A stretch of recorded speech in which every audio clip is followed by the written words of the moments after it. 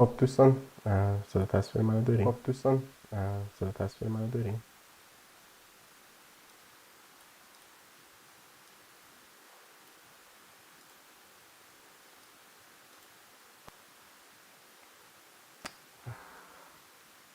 Okay. Okay.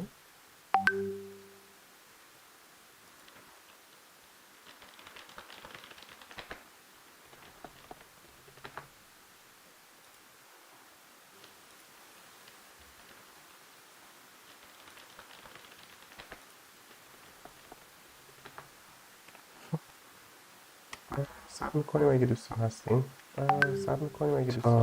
دوستان عزیزی که پورتفولیوشون رو میخواستن ارائه بدم بیان.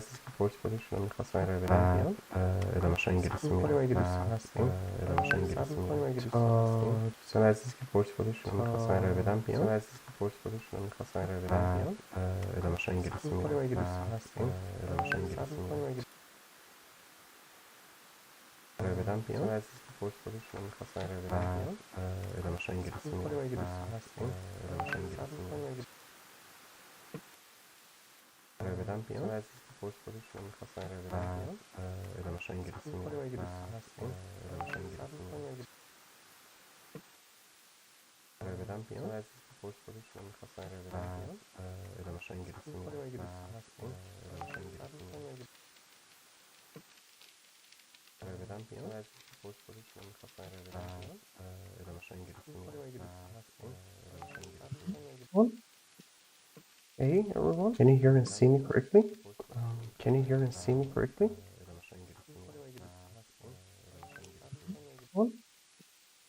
Hey everyone, can you hear and see me correctly? Can you hear and see me correctly?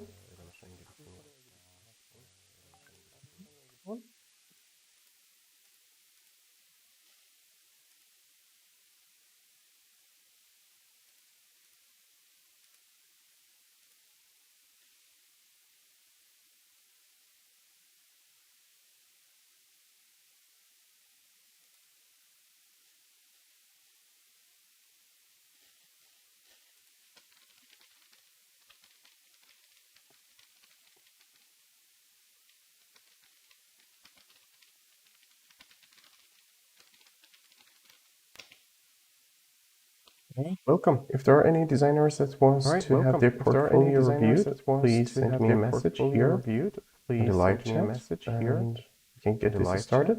We're currently waiting for two of our candidates to join. I already have both of their portfolios ready. Just waiting for them to join the live stream. Hopefully they would join. This is the first stream, so I still don't know if anything would go right or wrong. If anything would go right or wrong. Hopefully everything goes. By the way, this entire stream would be in English. This is a chance to also evaluate your English language skills. Since if you're interested in migrating to other countries in Europe or America, that will be one of the main skills. That will be one of the main skills. We would have to evaluate. Okay. Someone told me my voice is. Getting echoed. Okay. Okay. Give me a sec.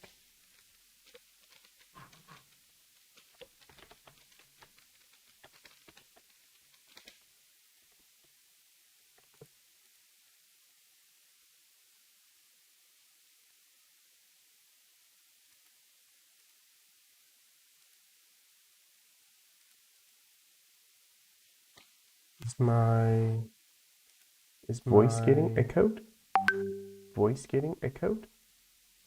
Hmm.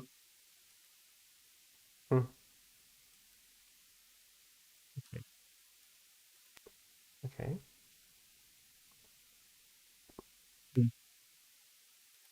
What about now? Is it better now? I think it should be fine now, right?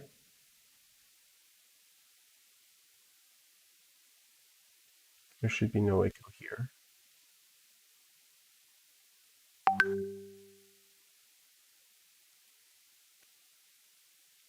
All right, so there is no more echo. All right, cool, nice.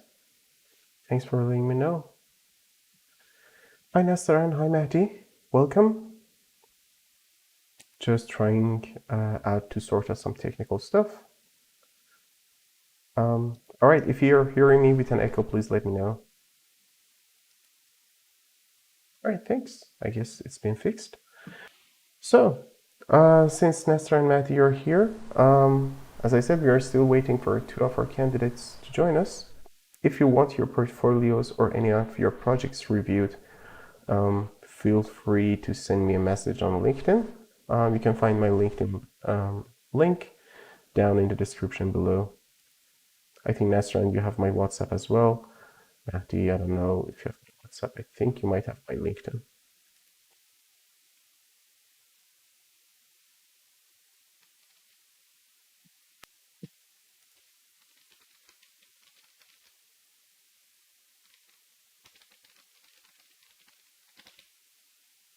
All right.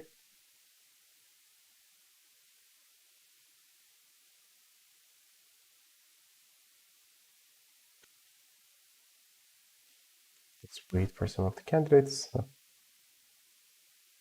right.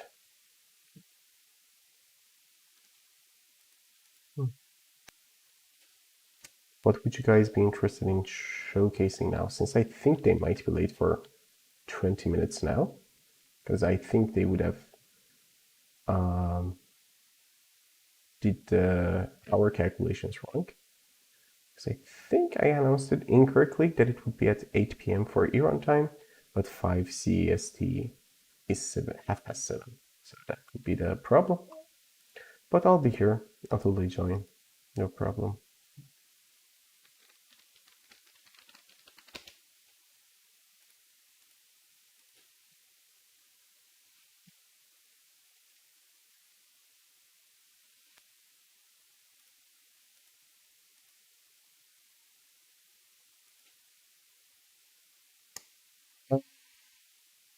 Masoud. Masoud Portfolio, are you here? If you're here, let me know so I can review your portfolio. You've messaged me on LinkedIn. Type in the chat so I can know if you're here.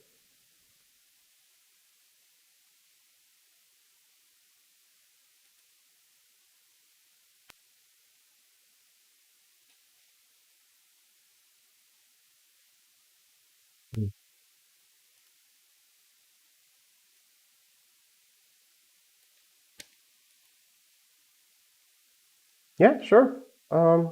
Just so you know me, I'm a product designer. I've been working in the product design field, I think, for about 12, 13 years now. I'm currently a senior product designer at Eversports. Eversports is a sports company, like a sport booking platform, to be honest. We have a manager, we have a marketplace. In the team responsible for the marketplace, meaning the website, the user-facing applications like the iOS and Android application. I've joined them about 8 months ago. Relocated to Vienna just to join them. I come from Tehran. I think you already know. I think everyone here kind of knows me a bit. And yeah, today this is the first live stream. As you can see, there are a lot of difficulties, both from the technical side or people showing up. The content, to be honest, it doesn't matter for me. I'm not looking for viewership or anything. I just want to share my experiences as a designer with anyone that is interested in learning a bit more about how to develop their careers, or just if they're trying to find a new job in another country, or even if they're in their own country, they want to develop their own skills. I'm by no means an expert. Just I've had a bit of experience in this field. I've been design hiring manager for Eversports and my previous companies as well. So I've got a bit of experience interviewing people and understanding what the companies are looking for, both from a technical side and from budget-wise, like, or HR-wise. I basically have some experience there. And yeah, hopefully I can share these experiences. The first live stream, as you can see, is for reviewing portfolios. Maybe in the next live streams, we can go over some UI and UX tips, or maybe even just have a course on teaching some UX stuff. Maybe we can start from a basic level, transition into medium and then advanced levels. I've already set up a Discord server for this channel as well. I'm just waiting to see how this first session goes. If we can see that there is enough feedback that we can continue doing this, I would also promote the Discord channel so we can keep in touch, we can create a community, and basically if you have any questions any time of the day, you can just shoot me the questions in the Discord. I'll try to be as active as I can be in the Discord server. Yeah. So again, any of the viewers, if you want to promote your portfolio, if you need any advice, please let me know in the chat. Because I cannot see who's watching the live stream, so I have no idea if you're already messaged me on LinkedIn or not. Just send a message in the chat so I can see you have messaged me on LinkedIn, so I can go over your portfolios and answer any questions you have. Even if you have questions regarding just the interview process in any other countries, I can also help in that way. So you don't really have to do an interview with me or anything. It's basically just a community for designers. All right. I think 2 of our candidates messaged me. They might show up at 15 minutes from now. So you have 15 minutes if you want to grab a glass of water. I don't know, watch a YouTube video or do anything. You still have time. Hopefully I can find a way to promote going live a bit better. I've been thinking about maybe just promoting on Twitter. I don't know, maybe the Discord server will also work. No idea if LinkedIn is a good place to promote the stream constantly, because I know I can maybe promote it a couple of days ahead with the premiere and just posting something that like, hey, you're live now, just like 10 minutes before the stream goes live. I think that way maybe it would engage people a bit better. As I said, first time, live and learn. So let's see. All right. Let's wait a bit. So, Nastran, I think you... Oh, okay, sorry, we have another comment. How many years of experience would one need to get a job offer in Germany or any EU countries? Okay, so this is a bit of a challenging question of how many years of experience you would need. Since we're in a product design field, I would say if you're asking for a product design role or product-oriented role, it depends for which type of seniority level you would apply. For example, usually it's very, very hard to get jobs I'm talking from experience from moving from Iran. So I assume you're not currently living in EU, or you do not have a EU passport or a Schengen passport, or maybe you just have trouble moving countries. So for example, since most of my audience are from Iran, I would assume you're also from Iran. I also know you, Hamid. So yeah, since you want to get a visa sponsorship or a work visa, it depends on the seniority level.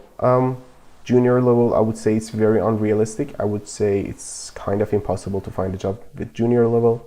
Junior is considered between 1 to 2 years of level of experience, mostly 1 year of experience, or maybe even 0. For mid levels, it's a bit easier. There is the possibility of finding a good job with mid-level seniority. I would say around 3 years would be nice. I think with 3 years of experience, you have a high chance of companies replying back to you just to have a chat with you to understand you a bit better and see how skilled you are. I think skill really matters here. It's not just about the years of experience. It's about, especially in the product design field, it's about your portfolio. It's about how you present yourself and what type of challenges you have faced before. So 3 years, I would say, would be the minimum. And if you're applying for a senior role, it will be between 5 to 6 years of experience, usually 6 years of experience. It depends on the country we're talking about. But 6 years would be more than enough if you have a 6 years of relevant work experience. Like, it's not just, hey, Masoud, hi, welcome. You're here. Yeah, maybe we can also take a look at your portfolio next. And yeah, I think I would say between more than 3 is fine. More than 3 years of experience, you can find a job, and 6 is just a great level of experience if you have. Other caveats to it as well. For example, in Austria, the country I'm currently residing in, there is a pointing system, so you should have a minimum number of points when you're applying for a job. In Austria, it's 55 points. Each year of experience, I think, grants you 2 points. So technically, maybe you would need these years of experience to be able to even get a work visa. Yeah, no problem, man. So yeah, maybe you would need more than 6. I wouldn't expect so. I think you can just fill it up with other kinds of like certificates, university degrees, language skills. You really don't need those years of experience. There are other ways to do it, which I'm not going to go into since I don't want to give out illegal advice as well.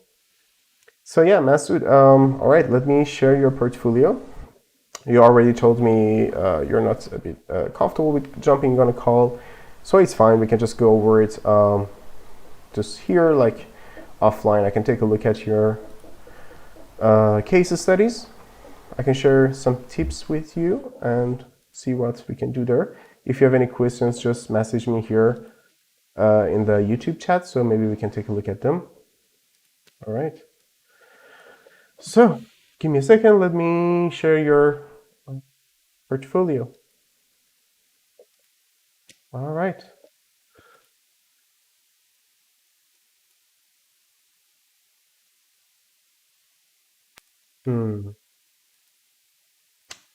Oh, why is the... Oh, I can resize it. Okay.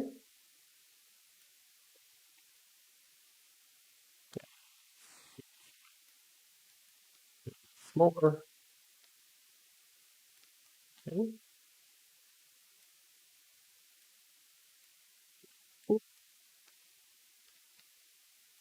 All right. Yeah. So let's take a look at Masoud's portfolio. Masoud, I'm gonna check your LinkedIn before checking your case studies to have a basic understanding of what you want to learn. All right. So on your LinkedIn, you have yourself. Okay, I think the other one. Mahshid is also going to join us. Mahshid, whenever you join us, please send a message in the YouTube chat. So you can say you were saying that you're a junior UX designer, system admin, help desk specialist. Okay, first of all, actually one of the main things I would say to you is decide what you want to do. I understand that you might have experiences working as a system admin, help desk specialist, and a junior UX designer, but having these 3 right next to each other as your title of like work title in LinkedIn is a bad thing.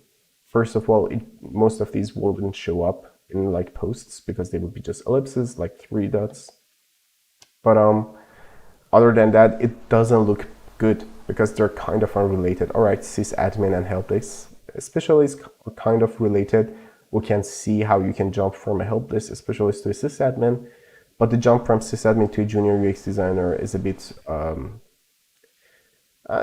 disconnected, I would say. If you want to pursue UX design, if you want to fully go on UX design, just have the junior UX designer here as your admin. You would have the sysadmin and the help desk specialist title just here in your experience. So if you're ever applying for something as a sysadmin or help desk, you can just send them your resume. So if you're serious about the UX design, just have that junior UX design title there.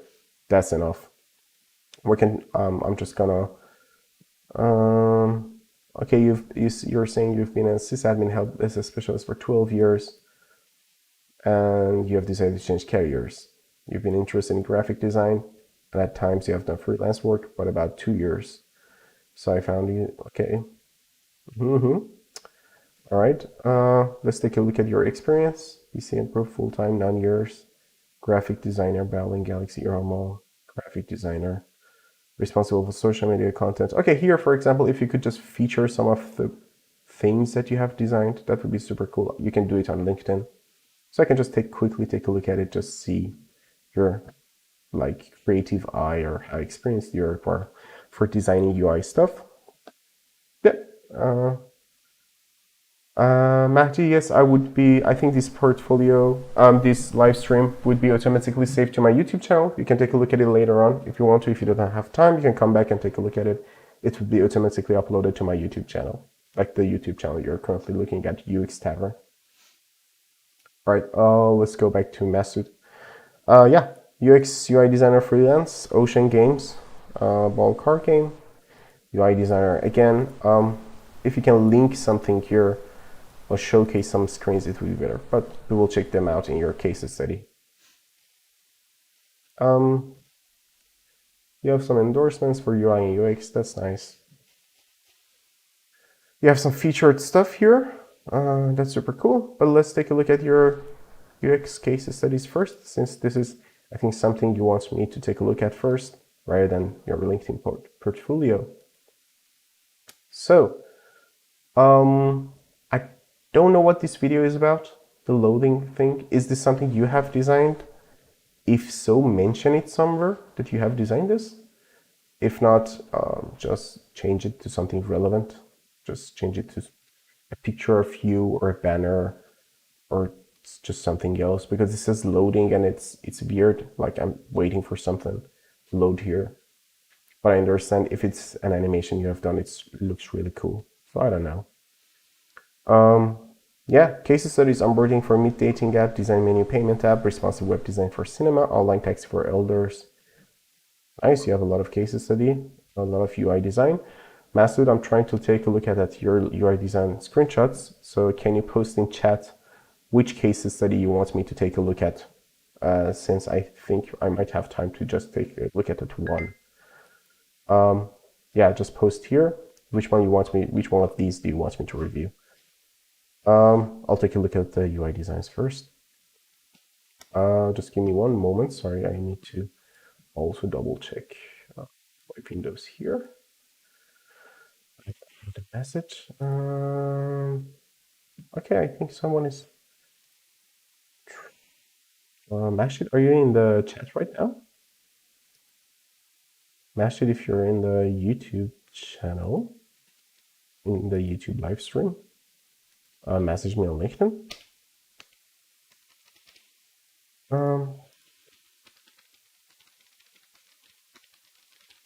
Yeah, give me one moment. I'm just messaging one of the candidates. She's messaging me on how she can get a call on me. I'm just messaging her and telling her that she should just join the live stream, and I will send a Google Meet link to her later on. Just bear with me. All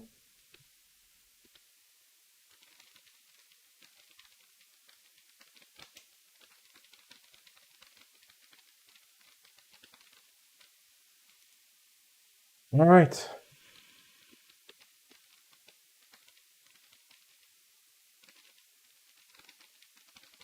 All right. So yeah, Mahshid, whenever you're here, I imagine you're still not here. Just let me know.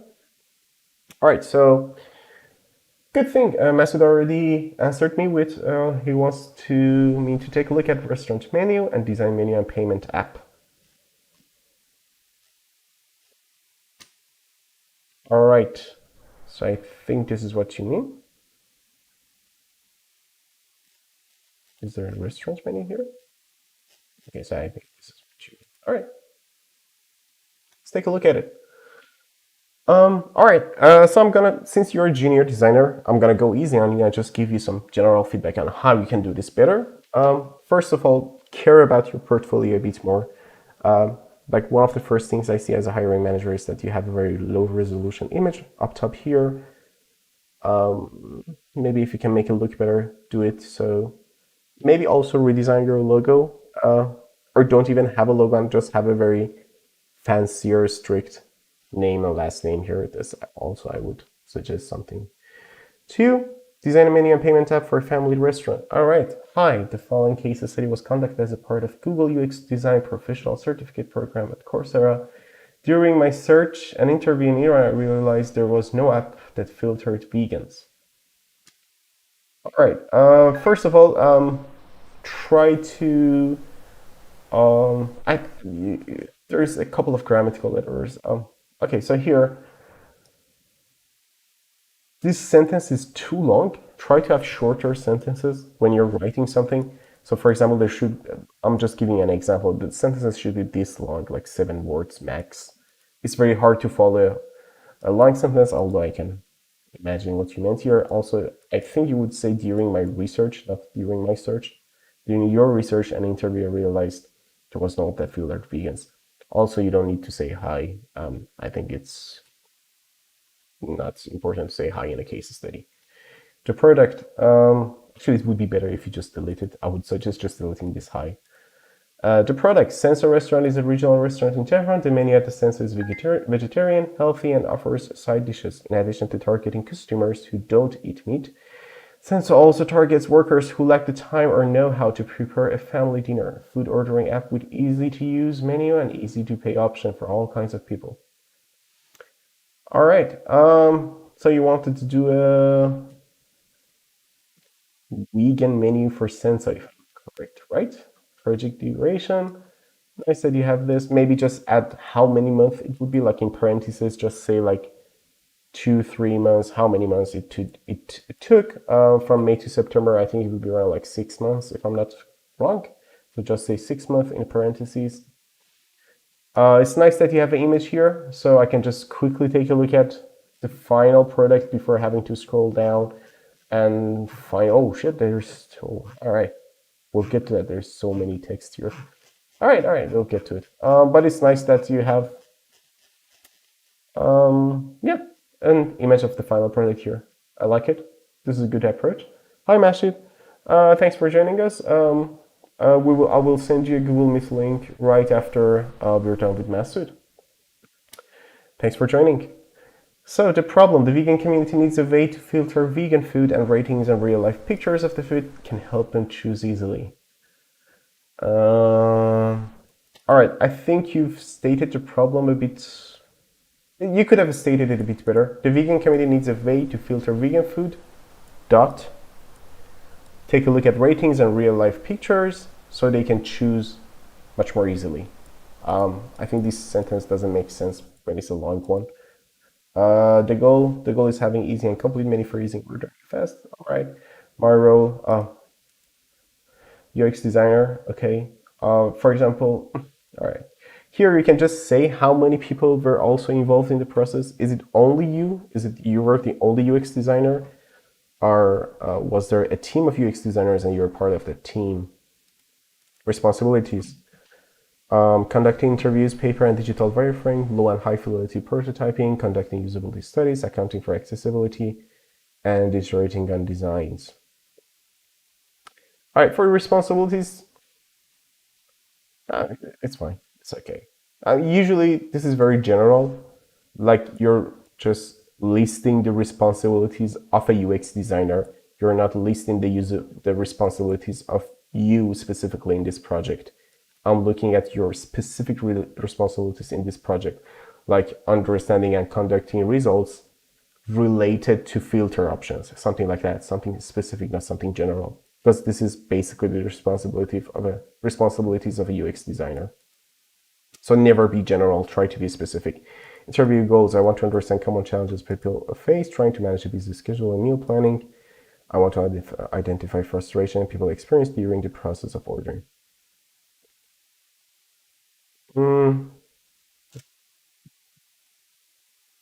I think both of them are same. I think both of your goals are kind of the same. I will get into this a bit more at the end of the live stream. I will tell you what's the difference between interview goals, research goals, how we can tell the differences between interview questions and research questions, or how you should interview people. I would give you a bit more context on it at the end of the live stream. But basically, these two are kind of the same, and they're general. Try to be, again, more specific. Interview questions. Can you describe your current schedule and how you balance your responsibility? How often do you order meals from a restaurant? Oh yeah, it was just you as a UX designer? Cool. How often do you order meals from a restaurant? When you do, what is your motivation for doing so? What challenges do you face in the ordering process? How does this make you feel? Is there any way in which you feel these challenges could be resolved? All right, so this is extremely wrong as a UX designer. I'm not attacking you personally, but this is something I want to actually promote by doing these live streams on how to interview. This is one of my main goals of doing these live streams. So you should never ask leading questions or questions that can be asked with yes, and I do this, no, and I do this. You should never ask questions that can be answered in this way. Or you should never ask for solutions from the participants in your interviews. Like this one, is there any way you feel this sentence could be resolved? You're looking for a solution from the user doesn't know the solution. If they know, that could potentially not be the best solution, because you also have to evaluate the business itself. So for interviews, you should usually ask questions that start with how, or just get a story from the users. I will explain this a bit more later on, but story-based interviews work much better than leading questions or looking for solutions.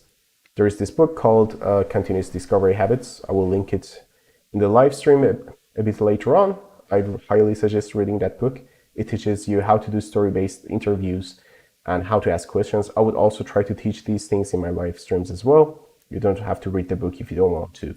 But basically, these questions are ranked for a means of a survey or understanding in an interview. Target participant characteristics. Nice that it would basically just be persona characteristics, but that's nice. Okay, ages 18 to 62. Basically everyone. All right, it's fine. Lives in Tehran. All right, people who order food from restaurants. Include participants. Participants are different. All right, cool. User research summary. There are a number of figures. All right, nice. Competitive audit. So I cannot click on this image. I think you've only put it here just to say you did audit. I think you just want to say that you actually did the audit and you don't want me to look at the information. It's fine. If it's under NDA, it's fine, but maybe just make this screenshot look better. It's okay. Yeah, I wouldn't judge it. Competitive audit goals, competitive users. Okay, what are the key competitive? All right, what to tell? All right, so, all right, this is a case study. All right, it depends. What is your goal of this case study? Did you write this case study just to also help other designers learn what are the challenges of designing something for vegan foods in Tehran? Like you're basically giving a report to the designers so they can also learn from your experience? Or are you specifically writing this case study as a presentation for a hiring manager? If you're doing it for a hiring manager, so you want to be hired, I'm telling you, literally no one will read this amount of text.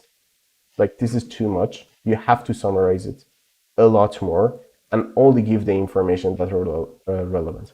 These things are relevant. I like it.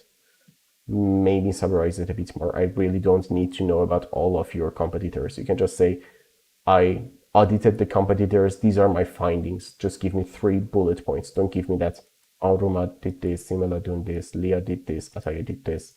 I, as a hiring designer, I'm not interested in understanding what your competitors did. I'm only interested on what are your findings from these benchmarkings or audits. Again, same thing. I think you're writing down every single point for every single competitor. It's good as if another designer wants to take a look at it and understand it, it's good. But if you're sending it for a hiring manager, it's too much. Competitors' strength, again, this is too much. Summarize it, just say, I analyzed all the competitors. Here's are the main 5 points that was shared between them. Or just showcase an empathy map or a mind map or opportunity tree, opportunity solution tree, something like that. I don't want to read like 20 bullet points just to understand what's happening.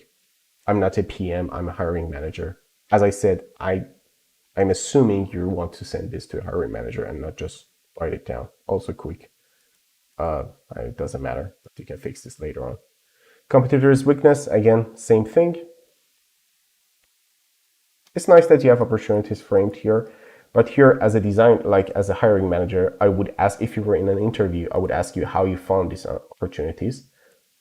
If you tell me you benchmark these and out of all of these, you find these 3 opportunities, I would challenge you if you talked to the users and found opportunities from the users rather than just benchmarking competitors. This is valuable. I'm not saying this is not valuable. This is definitely valuable.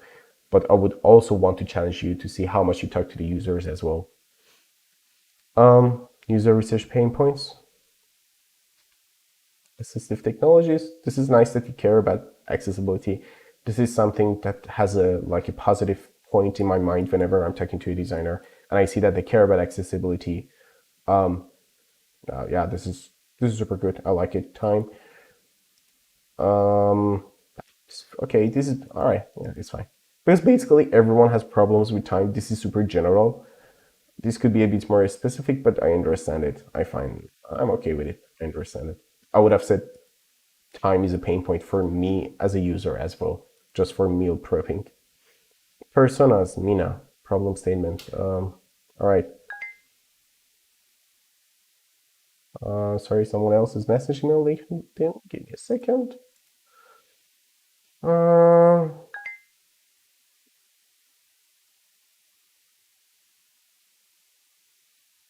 Okay, I think another candidate is also joining us. Sorry.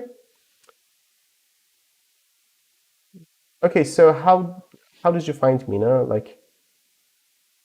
Is Mina based on the data you found on Google Analysis, or is it just one random person? Personas shouldn't be one random people. Personas are usually a combination of the data you gather. For example, 30% of your users are between 18 to 24. They're male. They're interested in tech. Blah blah blah blah. So try to find that specific type of person and have a persona card for that person, not just some general ones. If it's not general, good job. If it is, just keep that in mind. Because I would ask you in an interview how you found out about these personas or how you made these personas. Why are there only two personas here? Why not more? Why not just one? You should have an answer for it if I ask you why there are two persona cards here. User journey map. Good. Okay, so the user. Oh, all right. I understand what you did here. This is a bit more basic version of a user journey map, but it's fine. I can understand that you know what it is and how to use it. Paper wireframes. It's very nice to have paper wireframes. Keep in mind, paper wireframes are usually not clean. So if I see something that is too clean, I assume you actually didn't do wireframes, and you just made it for this case study. It depends. You can also have some messy screenshots so I can see that actually you did these paper wireframes while you were trying to design something. Because no wireframe is super clean from the first iteration. Okay, taking around. Okay. All right. Digital wireframes. I would ask you why you did wireframes. All right. So I know this is cute, and you have this little guy here. Maybe I should zoom in so you guys can see better. You know, this one little thing, icon that you added here, is actually a major negative point.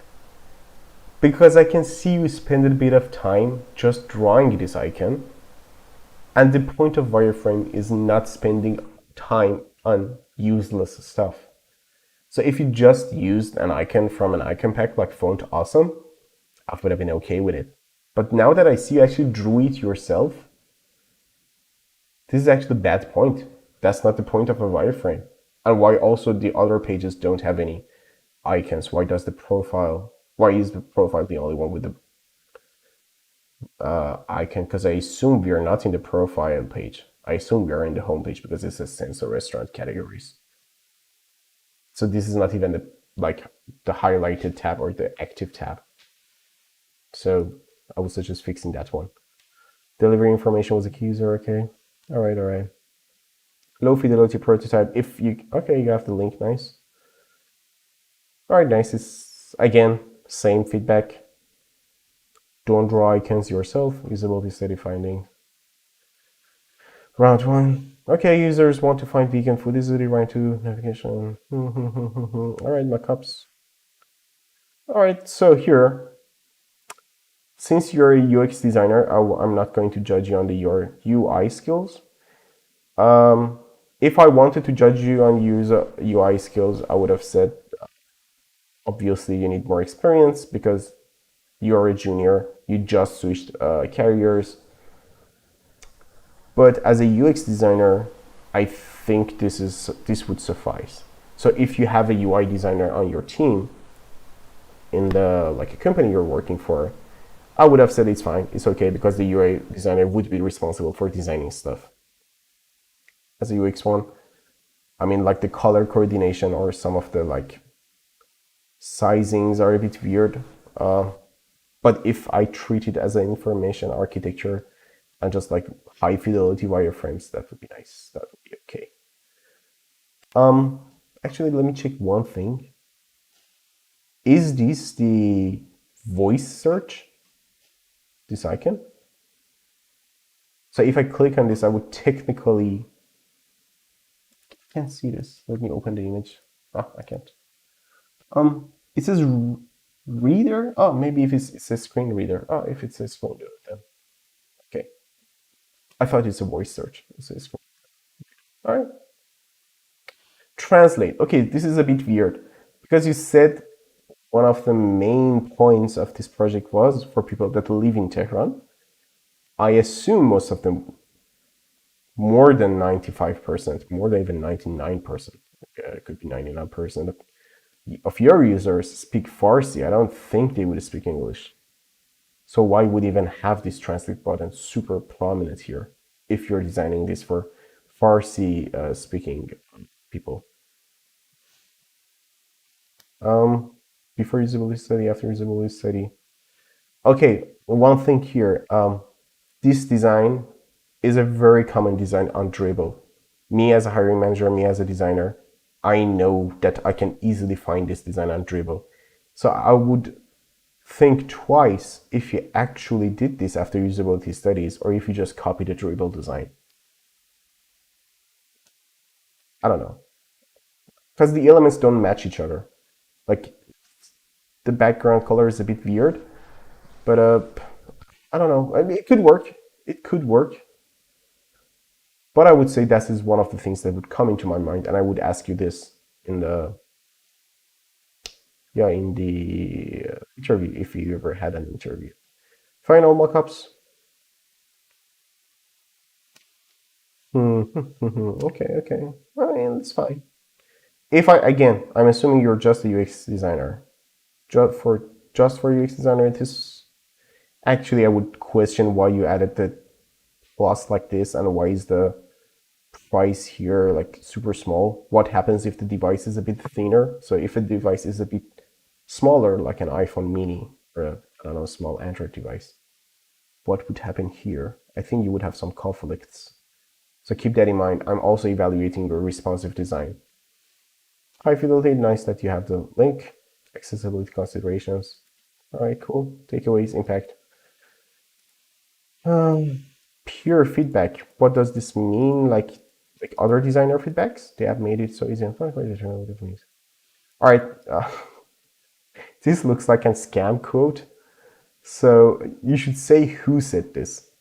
Say their name, who they were they the CEO of Senso, were they another designer, another prominent designer? Because it could just mean that your takeaway is just one quote from someone who no one knows. It could be just yourself writing this. So keep that in mind. Attribute this to someone else.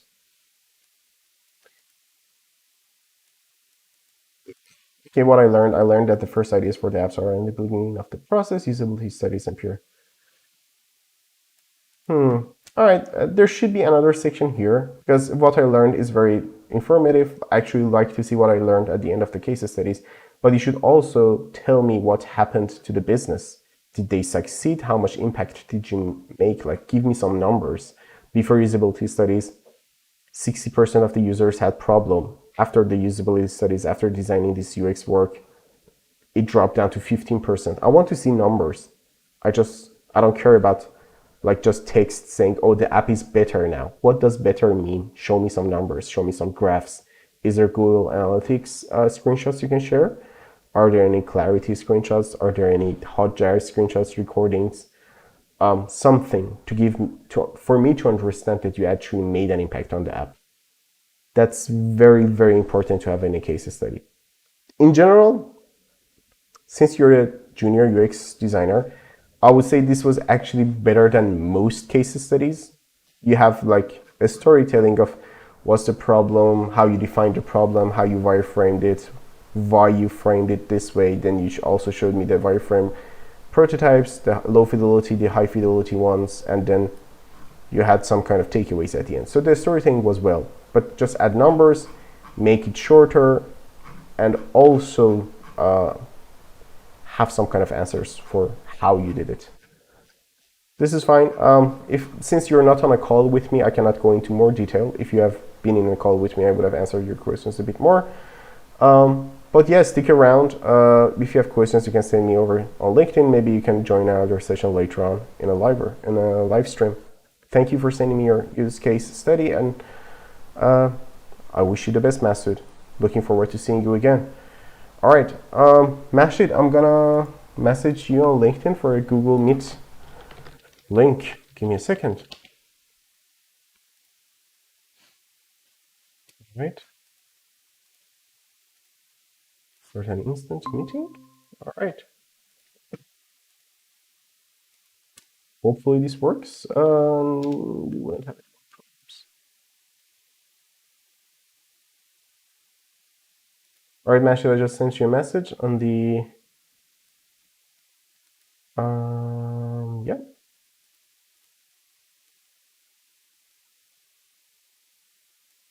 Cool. Yeah, just join me whenever you're ready. I'm just waiting for you now. I can also already, I think I have the link to your case studies. Oh, welcome. Hi, Mahshid. Can you see me? Hi. Hi, can you see me? Oh. Yes. Hi. Hi. Actually, let me change my video settings here. I think something's messed up here. Okay. Should I turn off the camera? No. I mean, it's up to you. If you want to turn it off, you can turn it off. If not, it should be fine. Just give me 1 second. My camera is failing for some reason.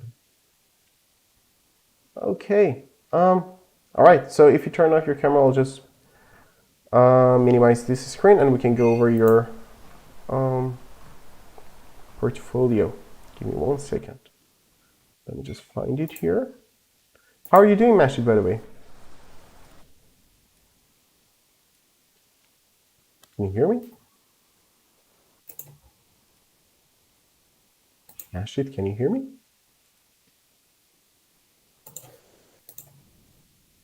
Thank you. I have problem.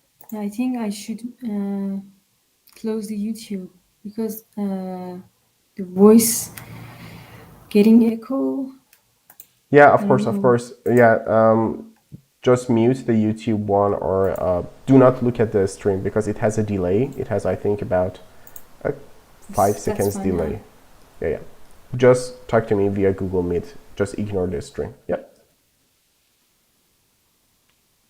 All right. Okay, then I So close the YouTube for great. now. Great. So can you hear me correctly now? Yeah. All right. So let me just share my screen with you since we're gonna go over this. Your Behance portfolio. All right. Yes. So let me have your page opened over here.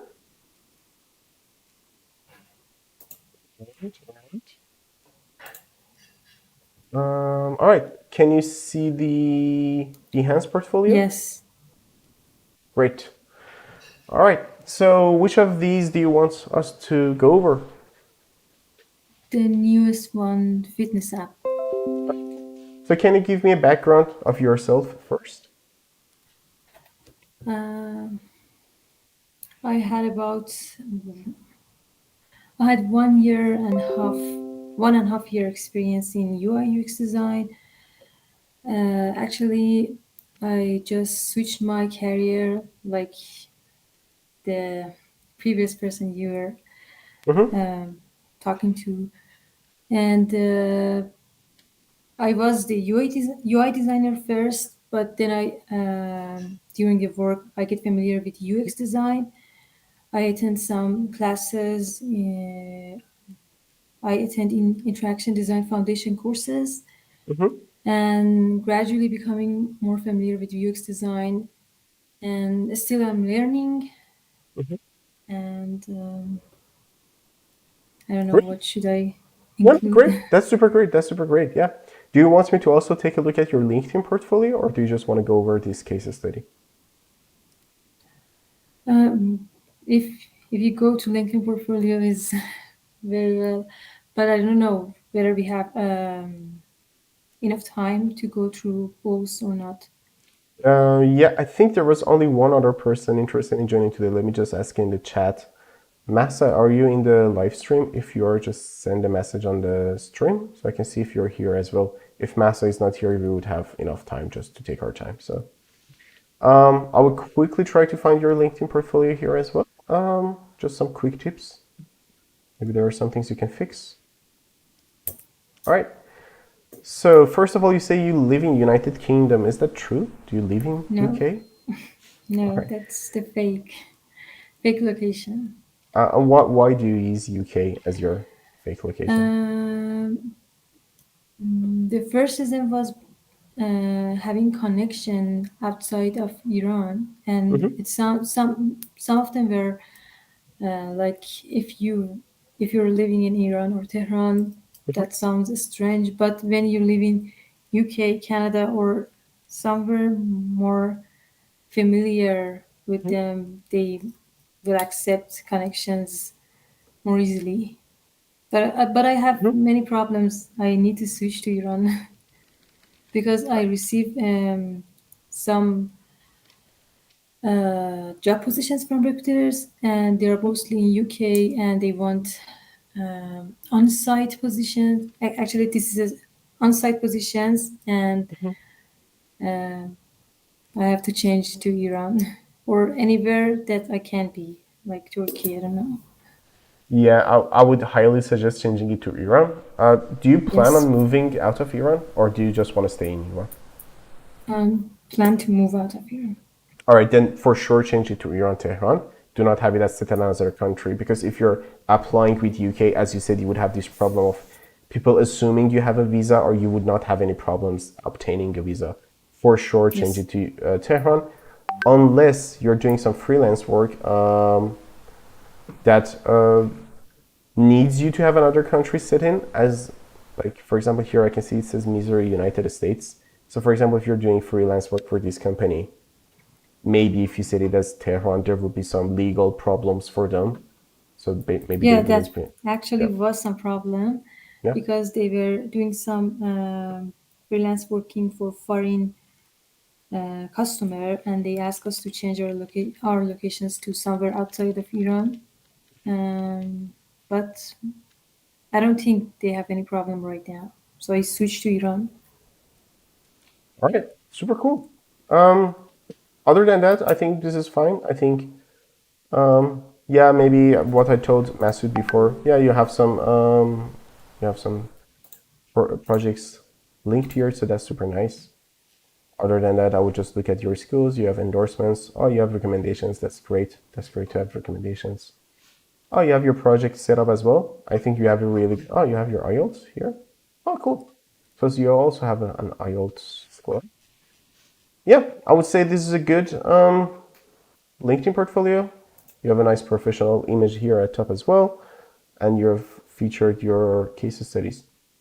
Other than the location, I don't have any more problems. I think this is super great. So let's go over your case study on Behance. So, do you want to Sure. showcase this one yourself, or do you want me to go over it? Um, I think the way you go through the last case study was informative and interesting to me. if you go through the case study, because I added everything I want to talk on the case study, but I have some questions that I can ask that question. Sure. Okay, so let's go over it quickly and then you can ask me questions. Is that okay? Yes. Super cool. So you have the, first of all, let's see the first impression of your Behance. Again, the location, we already talked about it. You have these things. If I wanted to click on something without you telling me which one, I would have clicked on this one. I don't know, it just looks more modern. I think this gradient of blue to gray kind of looks dated. I would have said all the other this is fine. I mean, yeah, okay, maybe these two would capture my eye more than the first one. Well, let's go over it. You have a very nice icon designs here. You have very nice screenshots at the top. Okay, for just as again a hiring manager type of comment would be, I would try to question, why is there like a line customized plan? Is this supposed to be like a visual thing? Is this an animation or something? But I wouldn't judge you harshly on it. It's just weird that you have this line going over customized. It's like you're saying have your customized plan, but you're striking through customized. So you're saying have your plan. But it's fine. I wouldn't judge you here since I'm more interested in your case study than the screenshots. All right, fitness app that is for people who want to exercise more, but for various reasons don't. My goal was to uncover those reasons and provide a solution that could eliminate them. All right, cool. Yeah, nice. Tools, Figma, Photoshop, AI, Miro, Google Docs, Google Meet. All right. Maybe later on we will find out what you used Google Docs for. Role Mahshid as user experience designer, user interface designer. Nice. If you can tell me if there were other designers here as well, that would be super helpful. Or how many people are in the team. You can also give a brief introduction of the team as well, like how many people are in the team. Duration 2 months. If you can tell me the year or the month as well, so I can understand if this is a new case study or not. That would be super cool. But it's nice that you say 2 months, but maybe just say from May 2021, for example, something like that. Project overview, project scope. There is just a small dictation error here. Try not to have any dictation errors in your case studies. That is a big no-no for hiring managers because this is something you're presenting and this is your first impression. If one of the first words in your case study has a vocabulary or dictation error, it's just like, hey, double read it again, triple read it 4 times, whatever. Try to not have any dictation errors. Research to high fidelity UI design, team, self-directed, a self-practice project. Okay, now I understand that there are just you in this team. Nice. So my previous comment that I had here, you've already answered it here. Duration. Oh, nice. Okay, so maybe it's just the cover for the Behance because all the questions that I had, you already answered them. So that's nice. Role UX designer. Okay, cool. This is nice. The purpose of this design is to help people who are inclined to exercise more, but who are reluctant to do so to a variety of reasons. Okay, we already read this. Needs any needs. Actually, this is the summary of the whole project because I notice recruiters doesn't have enough time to go through the whole process. I add needs, solutions, and tools and goals at the beginning. So if they find it interesting, they can go through the rest of the case study. By needs, do you mean user needs? Yes. All right, just add user needs. Yes, So of it's course. user needs, not needs. Yeah. Any suggestion? All right. So another. All right. Okay. Here's the thing. The images are so generic. It looks like you found them on Splash, Pixels, or Google. So it's just like, hey, did you just come up with this, or are these actual users? Because they look like models. So if you had pictures of actual users you talked to, maybe that would have left a better impression than just like pictures of models or random images. Or you can altogether just remove the images. It's up to you. Solutions, the ability to categorize and customize your exercise program. A chart. Okay. Oh, all right. Okay, so this was a bit weird to follow. So I think these solutions are for these needs, right? Yes.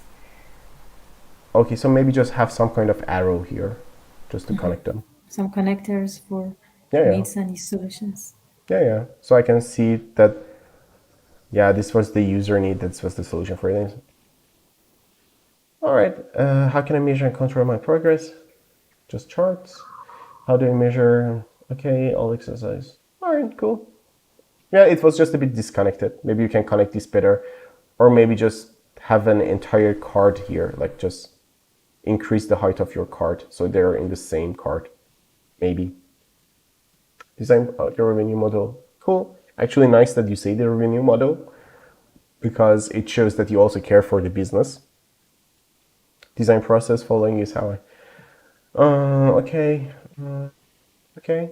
Emphasize, define, ideate, prototype. So this is like basically the design thinking process. Maybe mention that it's a design. Yeah, you already No, did. You already did. Yeah, yeah. But okay, why are these circles not aligned? It's a bit weird. My strategy for not aligning the circle were because in design thinking method, the process sometimes you uh, go back and Mhm, change something, and I just want to mhm, show this feeling that they are not after each other. I mean, there is not a real, actual sequence. Of course, we first need to empathize and go to define, but mhm, sometimes, for example, after prototype, we came back to defining a problem again. mhm. But maybe aligning would be a better solution here. Yeah, maybe you can just do it like this, or I can see my screen. Did I share this screen with you? Can you see the? Oh, I lost your Google Meet page. 1 second. No, I'm not sharing the screen with you. So let me just drag it. How can I show this to you? Give me 1 second. Let me change my screen sharing stuff. Yes. Share window. Can I share this with you? I think it should work, right? Okay, can you see my Google search now? Yeah, you can. All right. Yes, I understand. Yeah, you can show it as a like a wheel It's here. circular. Yeah, yeah, here. Um, yeah, just show a circle or just show it like this, like an infinity loop or something. But this looks like you didn't pay attention to it, so it looks weird. It looks like you didn't pay attention to it. So that's Yes. not a good thing, yeah. But it's nice that you already um, have some bullet points for each like main headline. Define problem, puff, madlib. Okay. Bring that thing. Yeah, this is nice. I can already understand that you have the understanding of how UX works. So it's nice that you have these bullet points. I like it. User research during my research. Is it difficult to use fitness applications? Or what are the most problems users encounter? Did something need to be improved? Um, These are not the interview questions, actually, like the yeah, goal of the interview questions. yeah, yeah. I I, understand. Yeah, yeah. Go ahead. if you come down, I added the interview question and the other research, no, a little up. Yeah, yeah, I understand that these are not the interview questions. We will go over them. This is actually the correct way to do it because for Masoud, I had the feedback of, yeah, there are research and there are interviews. So this is nice that you have the research one. I was just pondering why you have did something need to be improved that has yet to be addressed as a research. Because I think you should be more specific. This is very general.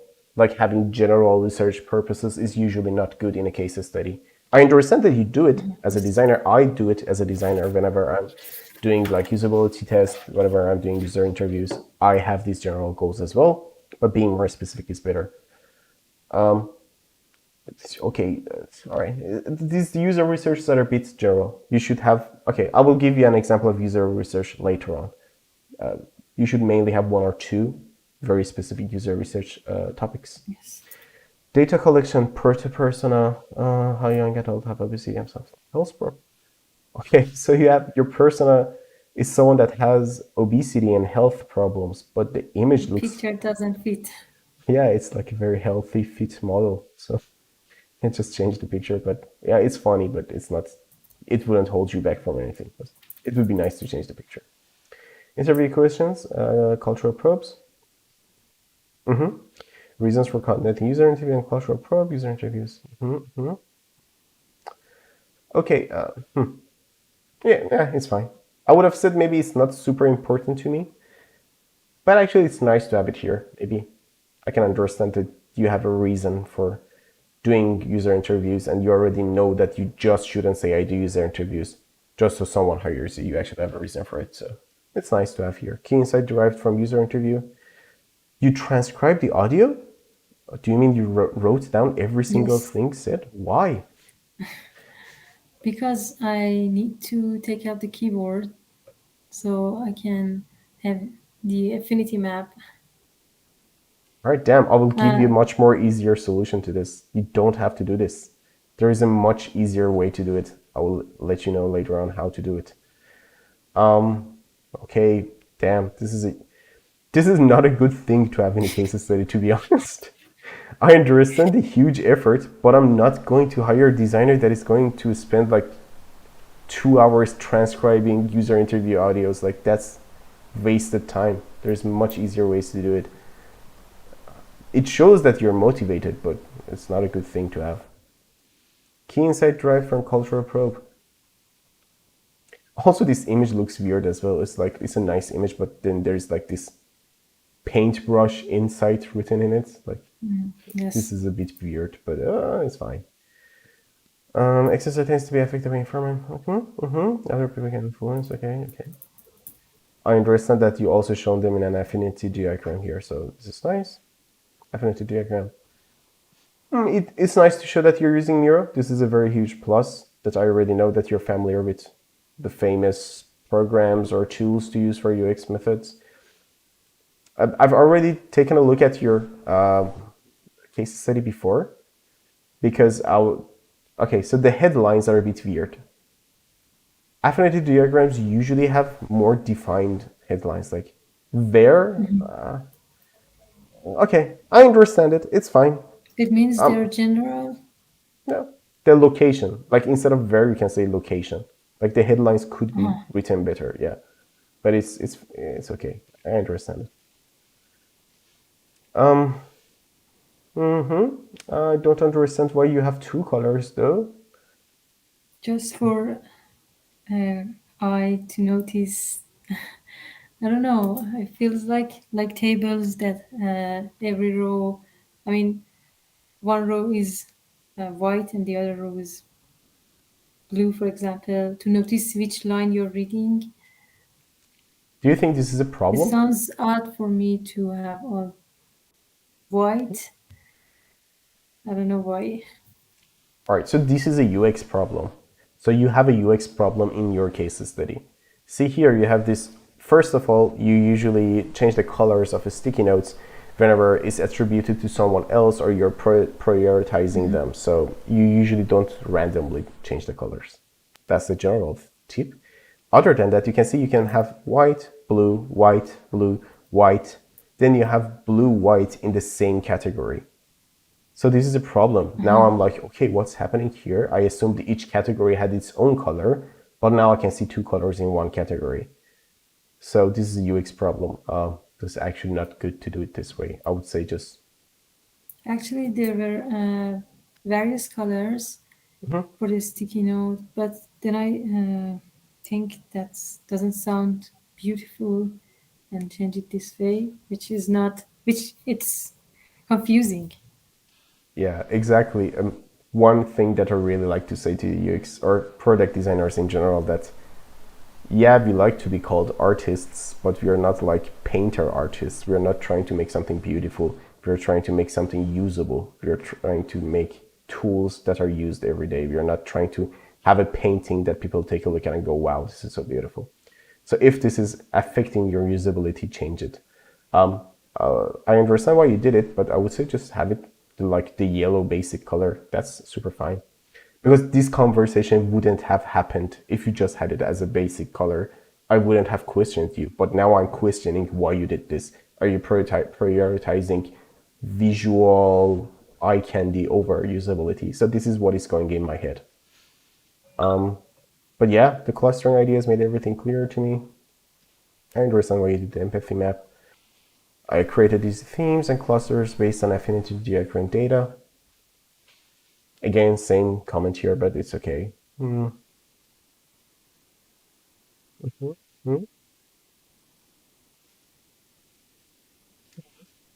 are we at the end of the cases? No, I think I double clicked on something.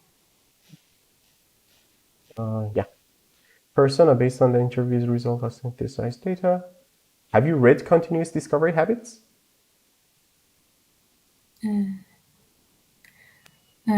Teresa Torres. Yeah, Teresa Torres' book. No, I just read an article. I didn't read the book. Is this synthesized data from the Teresa Torres article? No, it's based on IDF course. They said that after we collected data, we need to conclude to we should have a conclusion, and then we need to synthesize all those random data all those data we have collected from different research methods to come to a conclusion, to understand what we should do, what are persona, to define the problem. Yeah, that's great. I think because Teresa Torres has a great book, Continuous Discovery Habits. There is a chapter on synthesizing data, and I thought that maybe that was something you read, but of course you already know what it means. So just knowing what it means and actually using it, that's the main thing. It doesn't matter if you read the book or not. It's nice that you synthesized the data here. I don't know which exercise. Again, she likes to be in good shape. This doesn't look like a person that lives a sedentary I have life. a question here about the persona. Yeah. I just read somewhere that we should omit the information that doesn't help the persona, like, I don't know, like marital status or occupation. When there is any difference, when there isn't any difference, whether she's a software engineer or a doctor, or it doesn't have any effect on the persona, should I eliminate this information? Okay, this answer really depends on a couple of factors. First of all, yes, if you don't need anything, if it doesn't contribute to any information that would affect your design, you wouldn't need it in a persona card. Sometimes also there are now ethical questions of showing marital status or not.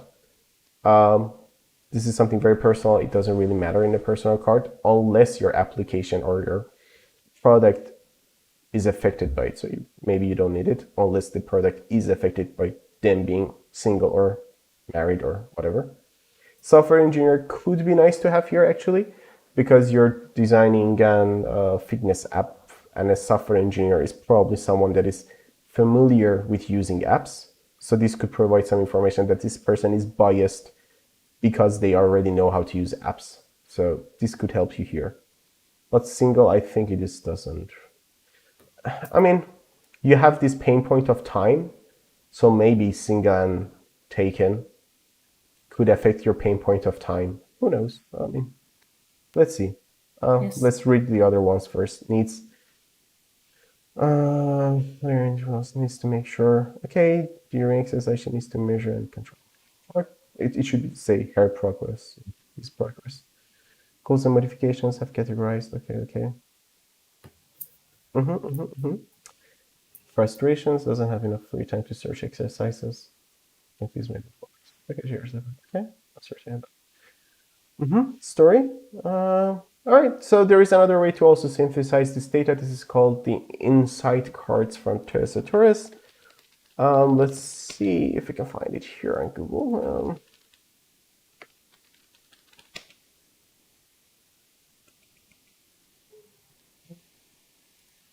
It's not on Google. Oh, here it is. Found it.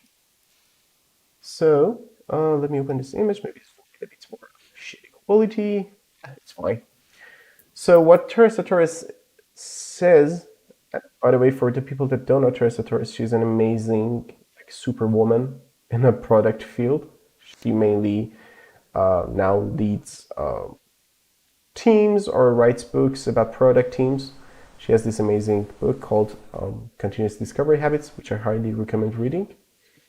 It's mainly tailored for the product managers and project managers, but as a product designer, it's super useful. So she says when you're interviewing, you should record your interviews online and then take a look at it again and fill in these insight cards. Instead of having those persona cards, these insight cards are much more useful. So you have the photo, you have the quick facts like this, like age, female, blah, blah, blah. A memorable quote that builds empathy and helps you remember the emotion and stories shared in this interview. So here you have this long story, but if this is just one quote that can remind you like what happened or what's important to this person, that will be much more better. Like someone that has an accessibility issue and couldn't do something because of this. Like it's too long. I don't think whomever goes back to this personal card would read this. You usually should have like short information. Insights are kind of like goals and motivations, I would say, kind of. Experience map, I would say I would come back to this later on. This needs a bit more information here. Opportunities. Frustrations could be opportunities. Needs. Yeah, these three could be opportunities. But it's nice. I wouldn't judge your personal call. I think it's nice. I think there's no problem here. And I think here, instead of this quote here, you have this. I don't know which exercise is suitable for me. Maybe a direct attributed quote would have been better, but I like it. There is no problem here. Like there is no like negative points here. It's actually good. Problem statement, I listed it. User needs by looking at verb. Needs, okay, puff. What do you mean by HMW? How might be questions helping us ideate for solutions in the next step? There are some questions asking about how might we, for example, about based on the POV. You ask some questions like here, I don't know, how might we let her access to personalize? And when in the idea, of course, it says when you go to ideating, when you look at this, how might be questions, it help you to come up with more creative, suitable solutions. So these are like opportunities, right? I would also, Yes. I would argue this is basically just opportunities. So maybe if you just rename these to opportunities, more people would understand what you mean by it. But it's okay, Yes. it's fine. Solutions by identifying the needs. Okay. Change assumptions. Brain dumping using. Okay. Following the ideations is your. They meet user needs if they feel though. Okay. How? Okay. These entire sections just too much information. Yes. To be honest, I don't need this because I already assume you're designing based on this. So you're just repeating yourself. You're just saying again that, hey, I take a look at these things again. I try to come up with some ideas. So I think these 3 points is basically just saying you took a look at this table and you came up with new ideas. You can just have this short sentence here. Sure. Yeah. And then you have these bullet points people can receive. Okay. Okay, must have. All right.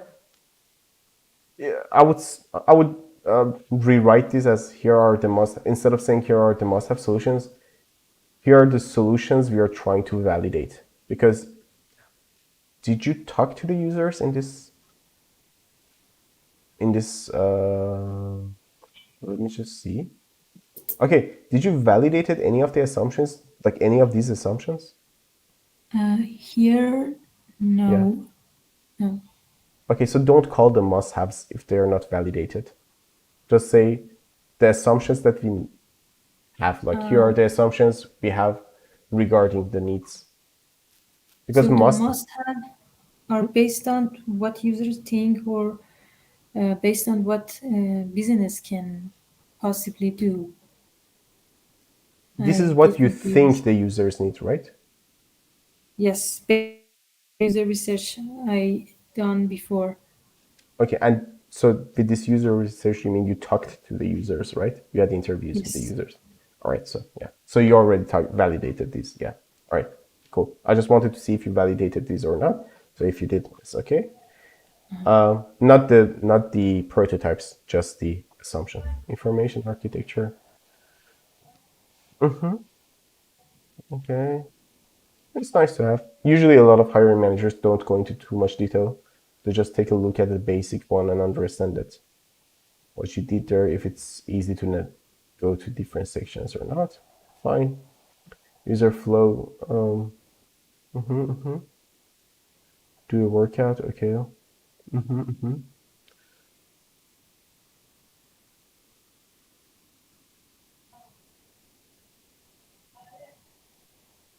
Okay.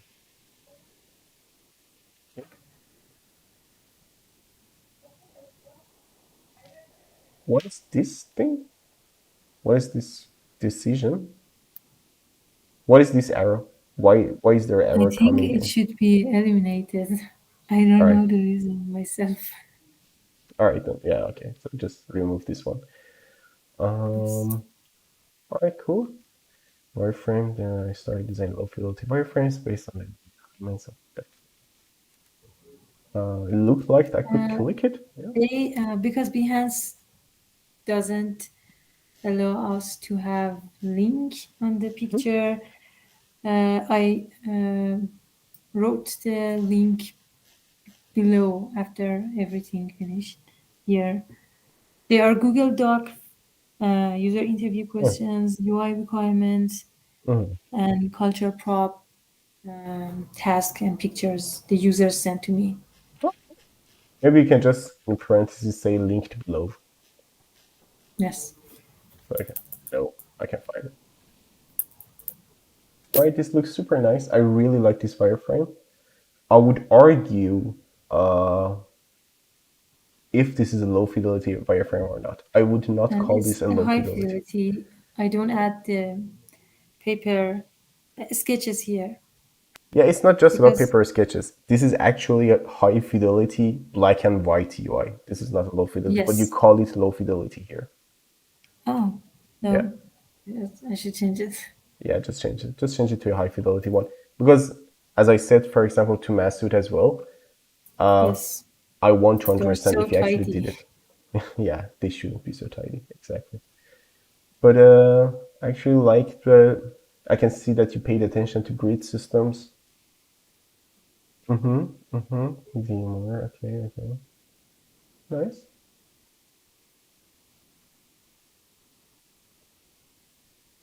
Right. This is very nitpicking. Like it literally doesn't matter, but this support button is overlapping with the activities tab. It literally doesn't Um, matter, but I'm just taking a look at it, just letting you know if you mhm. want to fix it. It doesn't matter. It's fine. I understand this is a wireframe. UI mockups before I finish the design. Yeah.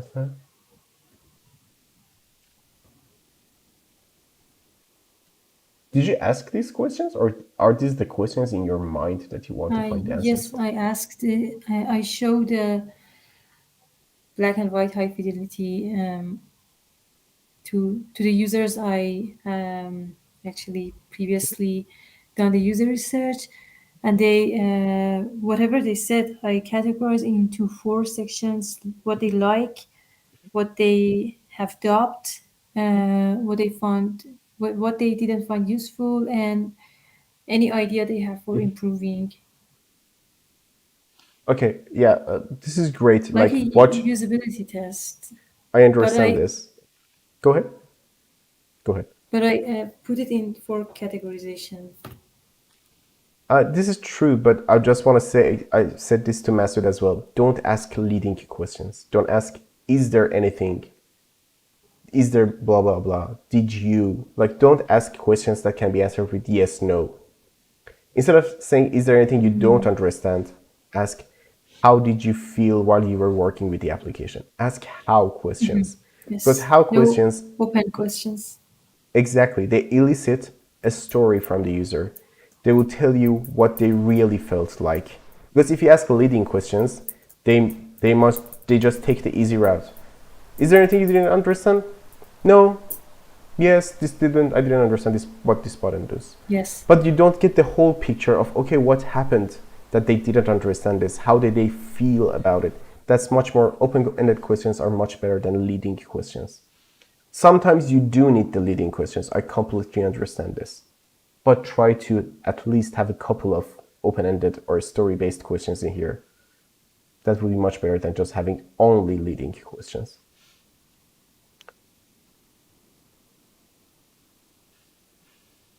Okay. Logging in with Google results in a lot of spam emails. Did the users actually tell you this? Yes. One of the users says that. Doesn't, Yes. unless you agree to receiving emails, right? Because you have to agree to receiving marketing emails. At least in Europe, there is a GDPR rule that you have to agree that you should receive marketing emails. If you don't, this wouldn't happen. Yeah, maybe later on you had a solution for it. Let's go down, then we can talk about it a bit more. By the way, does, just change the dictation here. It says does instead of does. Does chat Yes. bubble come up and say, how can I help you? Oh, okay. For the wireframe, I did not understand this. Okay. Rotate exercise video, sign up video TP. Actually, yeah, I will ask you later on. Never mind. Usability test results after. Okay. Problems cannot ask trainers while visiting workout page. Solution let users ask questions. Can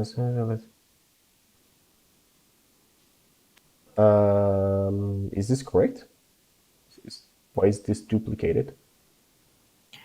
There were two problems after the usability test that many of the users have problem with. I mean, Isn't it almost all this? of the user. Like the problem is the same. Problem cannot ask trainer while visiting workout page. Oh, while watching video. Oh, okay. Never mind. My bad. Yeah, These are two I different watching. understand. The users can't ask question about the exercise they were watching, both in the video screen and in the exercise page, Yeah, because the fab button was on the home page only. So I decided to add the fab on the both screen, yeah, I both the completely video understand. screen. Yeah. You don't have to say anymore. It was just my bad. I didn't see that it says workout and watching video. Like, it's fine. It's correct. Yeah. But I actually have a question here. Someone told you rotate exercise video. Why did you decide to have the exercise video in portrait in the first place? Why didn't you just show it in the landscape mode by default? Uh, I just thought it is the default because most of the video we watch on Instagram or YouTube come in portrait form, and maybe I should add the numbers about how many of the users says they prefer the landscape. So Do you watch it's just videos in based portrait mode? Do you watch YouTube videos in portrait mode? on my phone. I mean, the default is portrait. Other, otherwise, you rotate. Yes, I guess. I don't know. For workout videos, I would suggest just having, like, here's the thing. How you're answering me is basically justifying your design. If I was a hiring manager, I would have liked to actually see you or hear you say, maybe I should have done it in landscape, and argue on why you should have maybe done it on landscape. Because me as a designer, I know having exercise videos in landscape mode is a better idea than having them in portrait mode, especially since you also have this in your ideas here. So maybe a lot of Yes. users also told you this. But if you just argue on why you took this decision and not being humble on saying, okay, maybe that would have been a better idea, that's a bad thing in user interviews, just so you know. Because I think we both know for exercise videos, it makes much more sense to be in landscape because videos are in landscape. Unless there are stories. If they're like stories like Instagram, sure. But if they're like the default ratio is the landscape ratio, the 16:9, it doesn't make sense to show them in portrait. Yes. Especially since you're showing them like, can you hear me? Yes. Sorry, my internet connection went down for a second. Sorry. So I was asking you, is it correct that the videos are by default shot in a landscape aspect ratio? Like, is it 16 by Yes. 9? That sounds more logical. Yeah, okay. So yeah, definitely change this. Even for the mockup as a UX designer, it's bad because you're cropping in and zooming in the middle of video. And the entire point of this fitness app is watching videos, right? So the main Yes. feature is wrong. So just keep that in mind. Um, okay. I like your designs a lot. Your UI is very clean. Looks very modern. I like it. Dark mode is nice. Okay. Do we have light mode of this? Uh, yeah. Okay. Because for dark mode, I usually don't like to have these like light blues in there. I would have preferred it if it was just a solid dark gray or a solid black. Because these are like light elements. Light elements shouldn't be in dark mode. That's the entire reason of using dark mode. I But mean, it's the background shouldn't have any gradient or glare color. it could, but not featured heavily. Like heavily, you have this background in a gradient. You have light elements here. You shouldn't because I'm using dark mode, so my eyes don't hurt at night. So that's the Yes. reason for it. By the way, this is like too connected to the tab bar. You should just have some spacing here. Yes. Style guide, colors, nice, cool. Typography, cool. More details, cool. Final thoughts, I enhanced.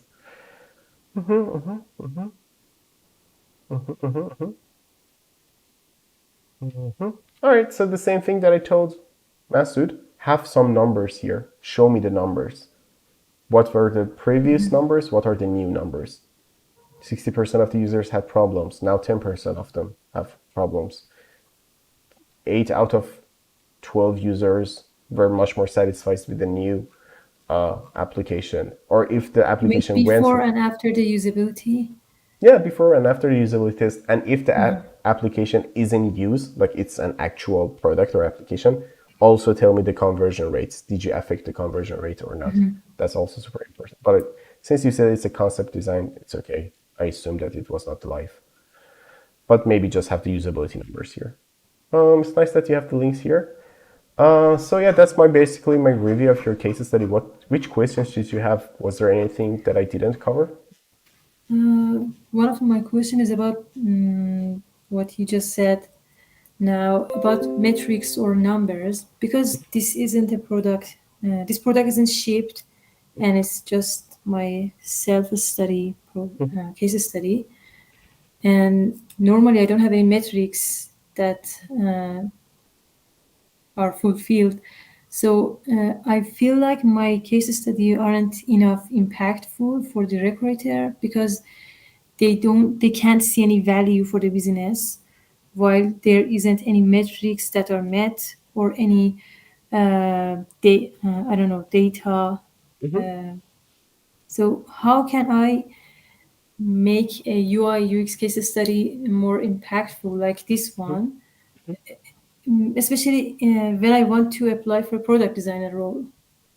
Because I during the interviews I had, they mostly ask about metrics, And as a UI UX designer, I don't have any metrics here. Do you apply for senior level, mid-level, or junior level? Product designer, there weren't any senior or junior Oh, prefix. so it's mid-level when they just say product designer. If there is no Yes, prefix, it's usually mid-level. Like, there are cases that they're also looking for junior or senior, but it's usually when there is no prefix, it's mid-level. Okay, so there are metrics because in your user case study, you told me multiple times that you talked to users, you gathered the users' data. So there technically is metrics, right? Because you talked to the users. So there should be a fixed number of people you talked to before and after. So there are metrics on how you solve the time to do an action, how you reduce that time, were there any user errors in the previous iteration, and how much we reduced them in the new one. I don't know. There are like NPS data you can get, like if they're more happy with using the application now after your iterations. There are these metrics you can do them because there are concept apps. You can do them. Just really talk to the users. And if you mention talking to the users here and you don't have any metrics, I might think you didn't even talk to any users because you didn't have any metrics. So that's something that goes into my mind. But other than that, if they're asking for conversion rates, how much you affected the business or which kind of value you brought to the company, I assume since this is a concept app, I think here you just said it's self-directed, self-practice project. I wouldn't ask you that question because this is just for you. It's a self-practice.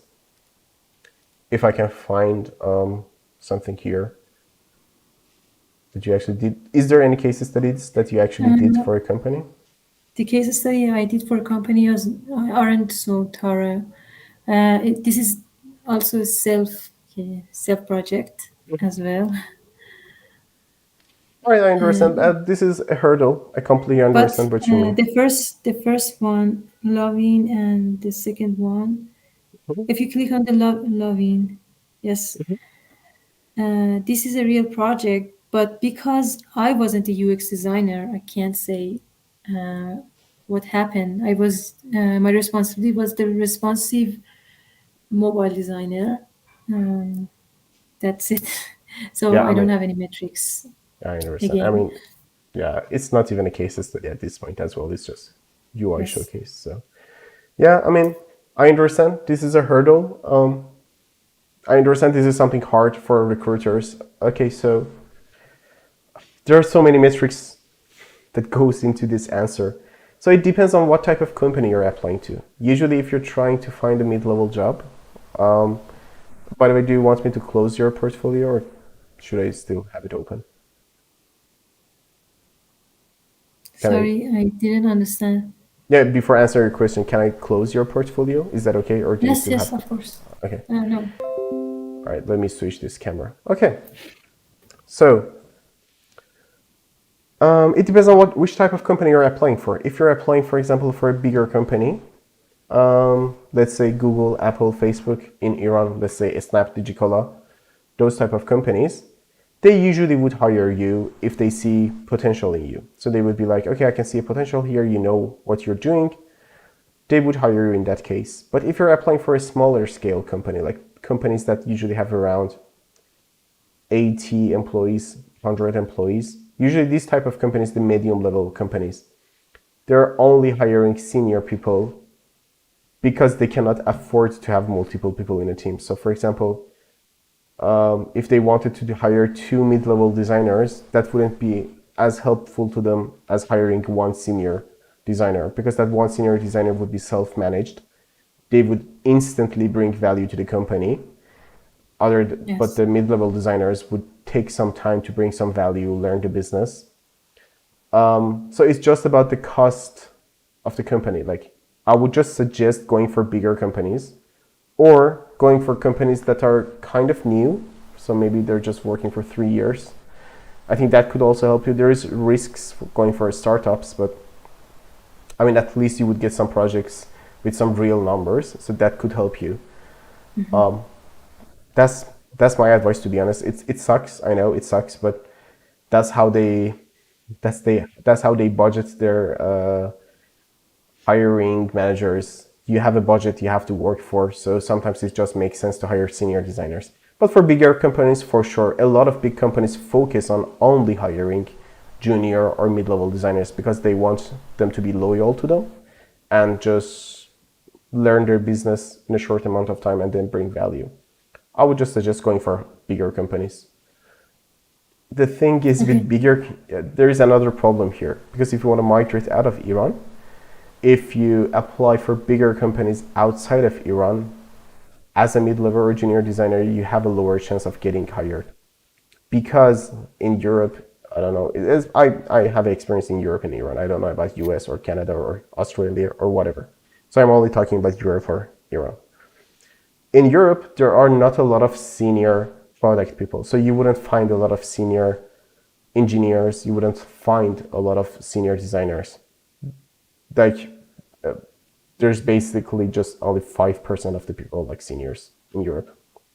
So if they want to hire mid-level or junior level, they have a lot of people applying for these positions from Europe itself. And the migration, like departments, migration institutes, wouldn't let them hire out of Europe because they should keep the employment rate down for the country. For example, Austria says, hey, why are you Yes. hiring a junior or a mid-level designer if we already have junior or high-level designers in Austria? So it's kind of impossible to do it that way. So again, if you even apply for the big companies out of Iran, it's a very low chance to get hired in bigger companies because there are already 1,000 people applying for them from Europe itself. Yeah, I would suggest just gaining some seniority level here, maybe just working on one product that actually affect the numbers and then applying for a job. I think there is a much higher chance of finding a job that way. And maybe when you migrate, even if you don't like the company, but you're already in a new country, you would have a chance of getting hired as a mid-level designer in a bigger company. So I would suggest actually working on a product that is shipped, just to gain the experience, just to get the case study and the value you already brought. Apply Yes. for a starter company. If you don't like it, apply for the big company when you're in the new country. That's my suggestion. Thank you for your guidance. My second question is about having a website or having a Behance portfolio. It sounds not too much professional to have a Behance portfolio for product designer, I guess. And I just want to know whether it's true or not. Doesn't matter that much. If you're a senior designer and you don't have a website, I would judge you. If you were a senior designer, I would have thought a second time on why a senior designer doesn't have a website. But for a mid-level designer, it's fine. But if you're trying to be a senior designer, just have a website for yourself. Since it's not hard, just go, if there are free options, you can just go to UXfolio website and just create a portfolio there. It's free, it's easy to use, so there is no excuse not using it. If you want to appear more professional, just create a WordPress website. It's not that hard. You don't need to learn coding. We can just use visual builders like the Elementor plugin. That's what I use for my own portfolio and just build it yourself. But I suggest having a UXfolio website. It's super easy to do. UXfolio, you Yes. mean? UXfolio is, I think it's UXFOL.io. I think it's something like that. Yep. By the way, one of the things that is super important to the companies is having a good fluent level of fluency for English, I would say. I think your English is not bad, but you need more confidence when you're speaking English, because I think you're too much in your head while you're speaking English. That's something I also consider as a hiring manager. Like the main reason we rejected a lot of people from Iran, because we are also hiring for Yes. product designers from Iran, was their English language skills.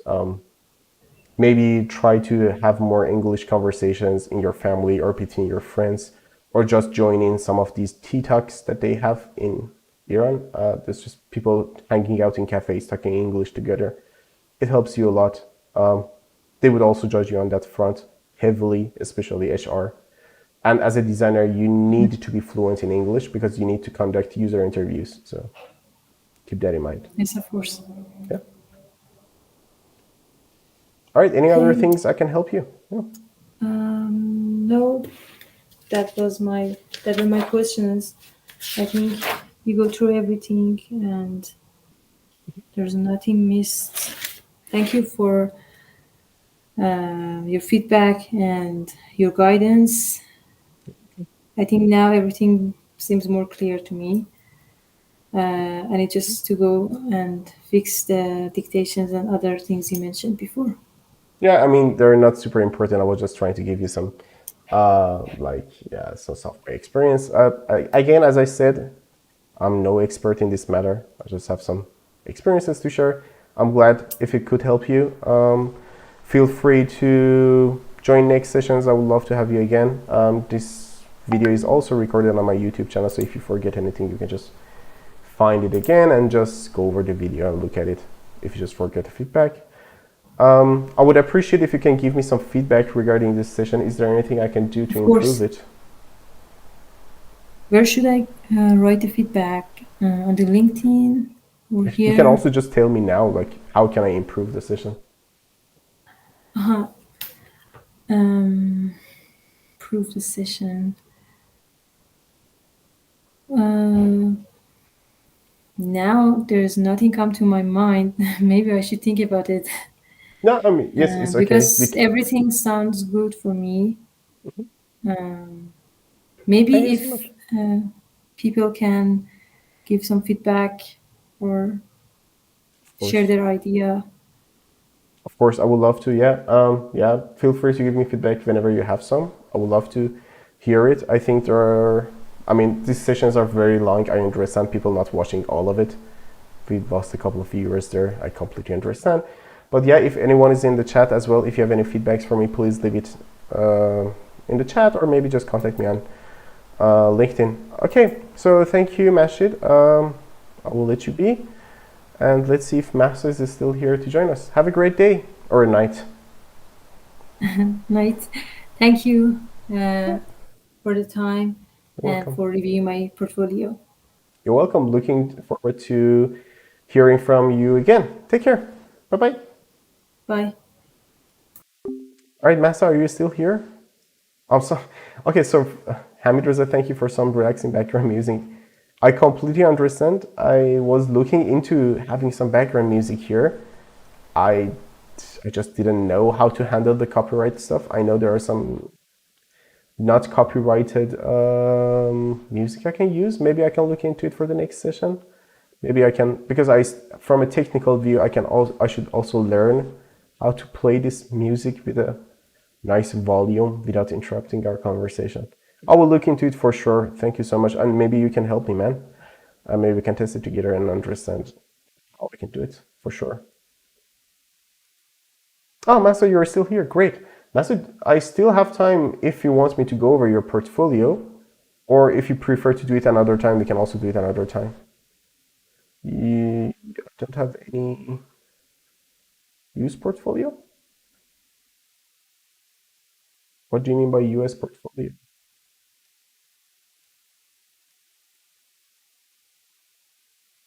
Do you mean like English portfolio?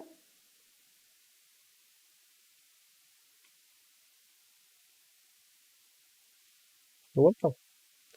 Asad, by the way, if you mean by US portfolio is fine, we can take a look at the Farsi portfolio as well and give you some quick feedback because I think most of my feedback would be the same. Like I already gave Masoud and Mahshid, but we can take a look at your portfolio as well because you've been here for a long time now. So I would do it. Do you want to do it next time? If you want to do it now, we can do it now. Let me just message you on LinkedIn.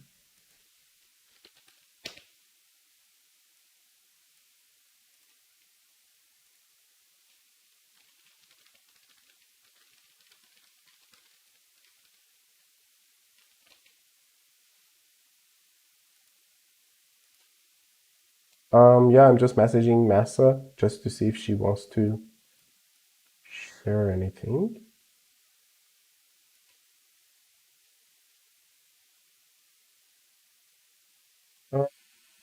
Okay, oh, you just wanted to take a look at it. Okay, so thank you so much for joining me today, Masoud. Super cool. Yeah, let me know if your feedback, if you liked this session, if it was helpful to you. And yeah, I would love to have you guys back. So I guess we are going to end the live stream now, since I think if we go on over all the portfolios, maybe next time I will try to optimize the time a bit better and maybe have shorter conversations. And yeah, let's see what we can do there. Thank you for joining me. Have a lovely day. Please share the challenge with any of your friends that are interested in gaining tips or what you would be interested in me doing next time. Take care, everyone. Bye bye.